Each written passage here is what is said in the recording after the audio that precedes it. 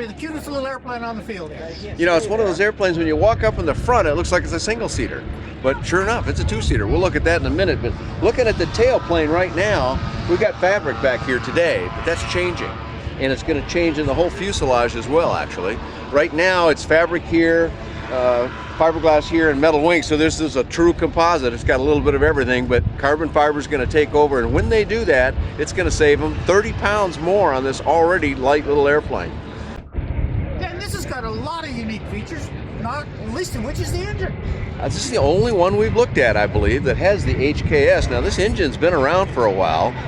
It has been installed on a number of different kinds of ultralights. It's a great little four-stroke, two-cylinder engine that puts out 60 or 60-plus horsepower, and on a light enough airplane does a wonderful job. It just has a really nice sound to it. Everybody I know who's ever flown an HKS engine comes away from the experience with a big smile on their face, and that's kind of cool. Yeah, the economy, and I flew one in a training environment for about 1,000 hours, and the economy on we were like 2 gallons of fuel an hour, and it just never let us down. It's the most fuel efficient, fuel sparing, I'll say, I can't say efficient, most fuel sparing engine we've got in this sector, I believe. And a great little engine now being supported by the same folks that are supporting this Brazilian-made airplane.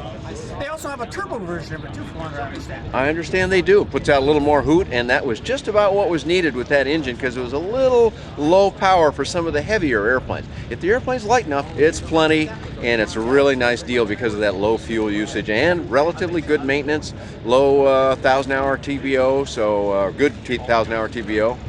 You know what's some of the history behind this airplane?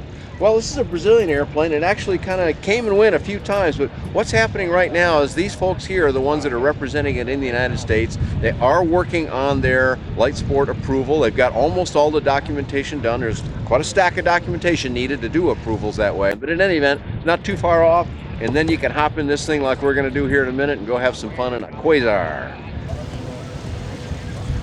So we had you closed down there, Dan. How was it feeling? Well, you know, that nice, it's a Kevlar reinforced area up there, which gives a lot of strength to that otherwise big bubble canopy. And you'd think that when that came down, it was going to block a lot. In fact, they've engineered that quite well, because I had good visibility, and yet sitting here in the hot Florida sun, nothing on my head. That was pretty cool. I didn't expect that, actually. So Dan, it looks like you're sitting in a little sports car. it kind of feels like it, too. The more I kept going down into it, the better it started to feel. This is a neat little airplane. It looks like a single-seater from the front, but look at this. You've got lots of room in there for a second person. We've got more room than a Cessna 172. That's not bad for an airplane of this apparently small size. Now, it's not as big as some of the other LSAs we've got out here. The really big guys will have to go to something even bigger, but if you're average or a little bit above average size, you should fit in here just fine. No problem, I think. And it's a very comfortable cockpit, too, with that nice close control feel with the stick right where you can rest your hand on your leg, wiggle it around with your fingers. Got kind of a nice feel to it just sitting here on the ground. I'll have to look forward to flying this when they get it all ready. Now, what kind of control system are they using on the ground? Well, it uses a steerable nose wheel, and I see that it's got some very nice fittings down here. When we get a chance to come around, you have to stick your camera down in there and look at some of this very nice hardware I see down here. And that doesn't surprise me when you hear what this company does. This is one of their projects, but they also do interiors and repair work on business jets and stuff like that. So this is a company that knows about high-end operations, and they're just using those skills on this particular airplane. I see what you mean, Dan, about the quality of finish on the unit. That's really top quality there. It does. You know, you're influenced a little bit just by the color, of course. But man, when you look at the quality of fittings and so forth down there, and that's some custom machine parts. We're not just grabbing stuff off some shelf and making it work here. This is some nicely executed hardware. And the interior too here, as your camera pans around, interior is all finished. I don't know if this is leather, sure feels like it, but man, it's done inside and out. And you know, this is an airplane ready to sell as soon as they get that approval. Now, they have been doing, they are willing to do some kits, but the Brazilian manufacturer, like many foreign manufacturers, prefers fully built because their engineers get a little possessive about saying, hey, I did all this work on this engine, on this airplane, I want it to be the way I designed it. So they're mostly going to sell a ready-to-fly airplane. Like we said, it should be sometime midsummer or so. This airplane will be on the market, and it'll be so for in the mid to high $80,000 range. These days, that's a mighty good number, especially with a package like we've seen here, with that neat little engine that sips fuel so sparingly. That's going to make an attractive package. They're going to find some business with this airplane. But it not only sips fuel, but it's really pushing this little girl along through the air. She does pretty well. You know, it is a smaller airplane. It's only a 60 horsepower, a little over 60 horsepower engine, but this will do about 105 knots or 119 miles an hour. And my guess is at that cruise speed, it'll burn 2.5 gallons an hour or something. I mean, it's almost a laugh. You almost can say, hey, oil companies, I don't care. Charge me whatever you want. I'm not going to use much. And that's not a bad thing to be able to do in these days of $3 and $4 gallon prices.